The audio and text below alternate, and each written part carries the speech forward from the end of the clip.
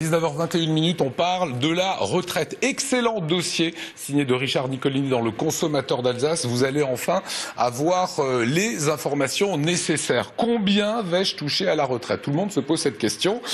Combien ça va coûter si un jour je dois aller dans des EHPAD sur cette dépendance? Vous consacrez ce dossier. Alors, question cruciale, c'est la première, c'est l'argent qui nous concerne tous. Combien on va toucher à la retraite? Vous avez mis les bons calculs. Alors, on a essayé de publier, vous savez, en France, on a un système, il y a plusieurs régimes qui se côtoient, hein, on en a une dizaine, et si on rajoute le régime des professions libérales, c'est quasiment une vingtaine. Hein, donc chaque régime a des règles bien particulières. Ce qui Vous nous expliquez en gros que déjà c'est la moitié de ce qu'on gagne.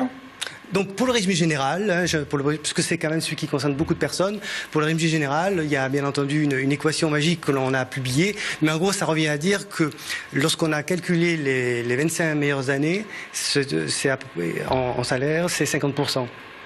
Donc celui qui gagne 2000 € par mois, il aura 1000 à la retraite. Pour le régime général, bien entendu. Après, à côté, il y a ce qu'on appelle les complémentaires. Alors là, bien entendu, il y a énormément de régimes aussi de complémentaires. Soit on est cadre, soit on ne l'est pas.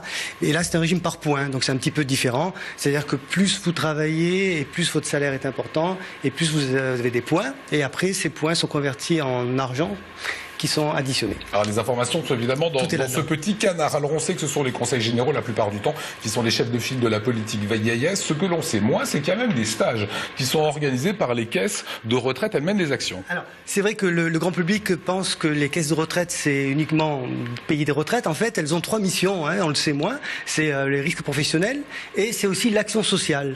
Et c'est dans ce cadre-là où les caisses de retraite organisent donc des ateliers, hein, le terme précis, hein, dans des actions qui s'appellent bien vivre votre retraite. Et dans ces ateliers, il y a bien entendu, une fois qu'on est à la retraite, pour cuisiner, en cas de chute. On vous raconte tout ça, on vous explique tout ça. Voilà, il y a des ateliers qui sont faits où les personnes viennent et sont bien entendu prises en main. Et puis, avant de partir à la retraite, il est possible pour certains salariés d'avoir une journée pour les préparer justement à ce grand bouleversement qui est de passer de la vie active à la retraite. Alors dans votre système, dans votre enquête, on découvre aussi un système avec des indices GIR 6, GIR 1. Comment il marche et comment on explique tout ça? Ça c'est fondamental. En fait, c'est le degré de dépendance. Nous sommes tous GIR entre guillemets. C'est-à-dire que lorsqu'on n'a aucun degré de dépendance, nous sommes classés GIR 6. Et lorsqu'à l'opposé, on est complètement dépendant, voire sur une Alzheimer, enfin vraiment, là on est un GIR 1. Et bien entendu, ceci influe énormément sur les aides possibles.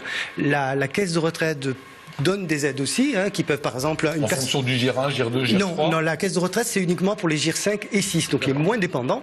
Une personne est seule, est à la retraite, elle tombe dans les escaliers, elle se casse un bras, elle ne peut pas faire son ménage. La caisse de retraite peut lui allouer une somme d'argent, 3000 € actuellement maximum par an, pas qu'elle va pas donner directement à la personne, mais à l'organisme qui a été bien entendu sélectionné et qui va par exemple faire du ménage 2 heures par semaine.